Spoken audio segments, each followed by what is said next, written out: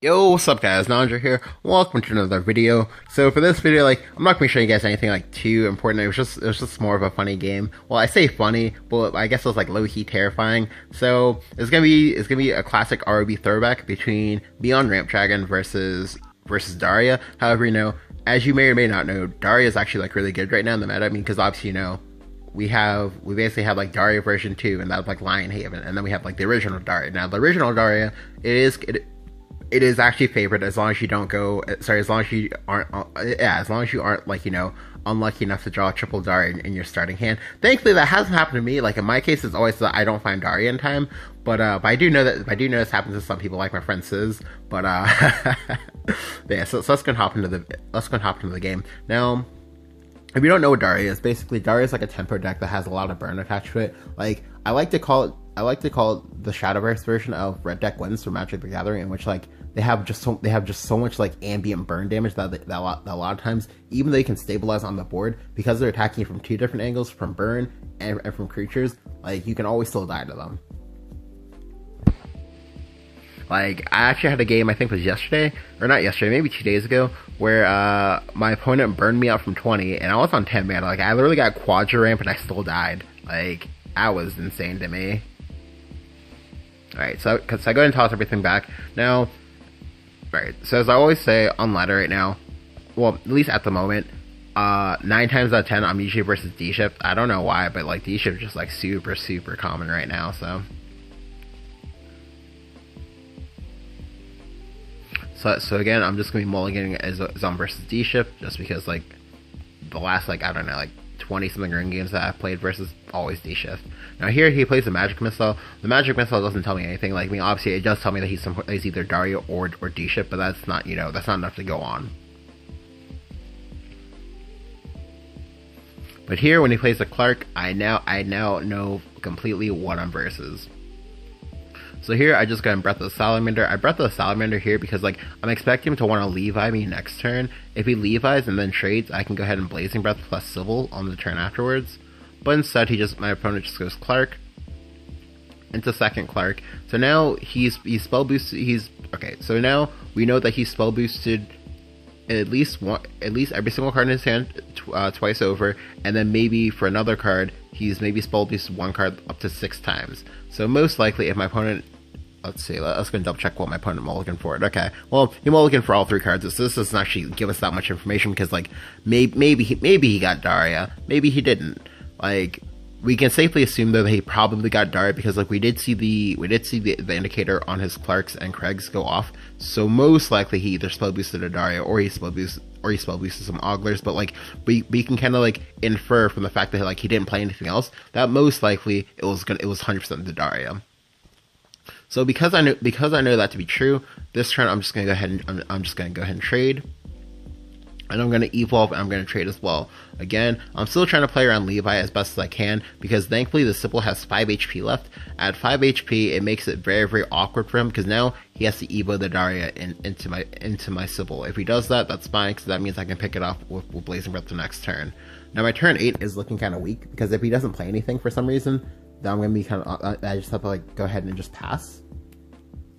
But here, he spell boosts some more cards into Blade Mage, goes face, and then evos, and then yeah, face is the place, I guess.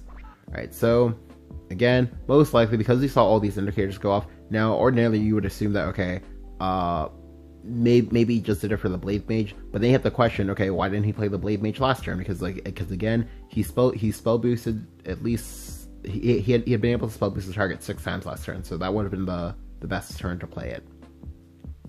But here, he goes Piercing Rune, and then reveals to me what I already knew, that, oh, he was Daria. Or sorry, not that he was Daria, oh, that he had the Daria in his hand the entire time. So here, he draws 5 cards, 6 cards, 7 if he counts his initial draw step, into Ogler, into second Daria. What the... so in this one turn, my opponent just drew 12 cards.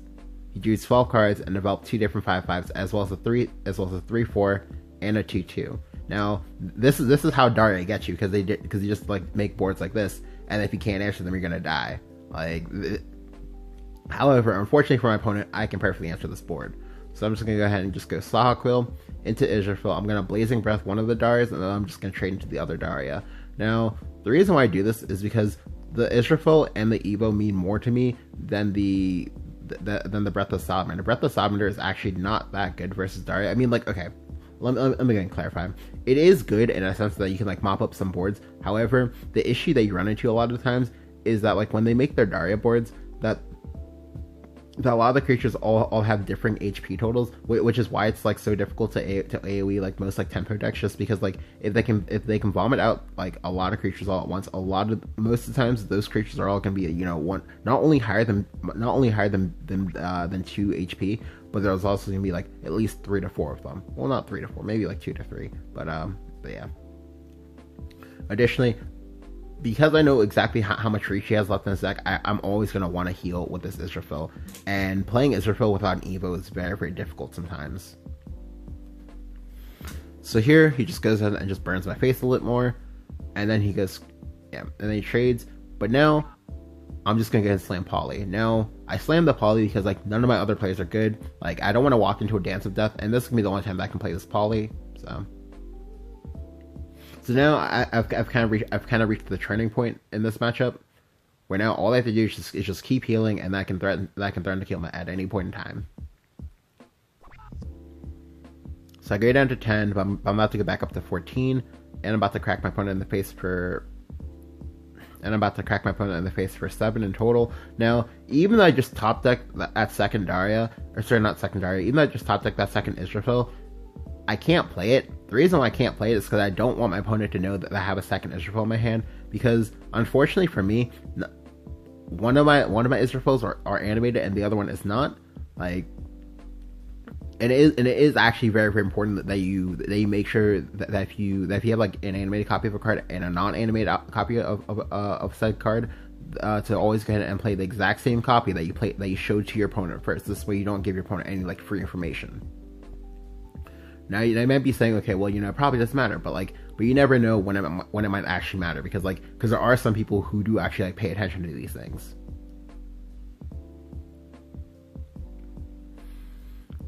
So now I'm threatening lethal. My opponent has to clear this board, and here he goes Oz.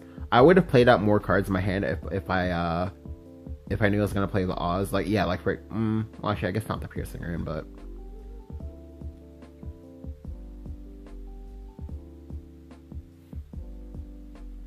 Yeah, like he goes in with the Blade Mage, but the damage is already done. Like, he's dead. Like, he doesn't know he's dead, but he's dead. And so here I just gonna go ahead and slam down Zeus, and I go ahead and kill him.